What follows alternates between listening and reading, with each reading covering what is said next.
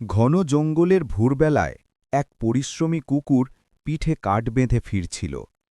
রোদটা তখনও পাতার ফাঁক দিয়ে আলতো করে নেমে আসছে। পথের ধুলো হালকা বাতাসে নেচে উঠে তার চলার সাথী হয়ে গেল।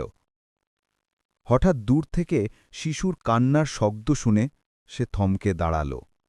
দৌড়ে গিয়ে দেখল একটি ছোট্ট বাচ্চা কুয়ো থেকে পানি তুলতে গিয়ে পিছলে নিচে পড়ে গেছে। বুকে অদ্ভুত এক টান অনুভব করল কুকুরটি, ঠিক যেন নিজের সন্তানের ডাক। সে এক মুহূর্ত দেরি না করে ঝাঁপিয়ে পড়ল কুয়ার কিনারায়। দাঁত আর থাবার জোরে টেনে তুলল ভেজা কাঁপতে থাকা শিশুটিকে। তারপর তাকে নিজের পিঠে তুলে ছুটে গেল গ্রামের ডাক্তারের কাছে। ডাক্তার ওষুধ লিখে দিলেন। কুকুরটি যত্ন করে ওষুধ খাইয়ে দিল বাচ্চাকে। মা যেমন সন্তানের যত্ন নেয় ঠিক সেরকম কোমলতায়। শিশুটির মুখে যখন ধীরে ধীরে হাসি ফুটে উঠল, কুকুরটির মনে তখন এক অদ্ভুত শান্তি নেমে এল। সন্ধে নামতেই সে ফিরে গেল নিজের ছোট্ট চুলায়।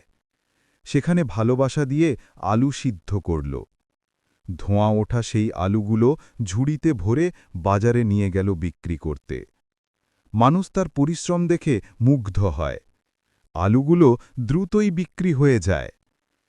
এভাবেই বনে জঙ্গলে কাঠ কেটে আনা, মানুষকে সাহায্য করা, বাজারে আলু বিক্রি, সব মিলিয়ে কুকুরটি তার ছোট্ট সংসারটাকে এগিয়ে নিচ্ছে।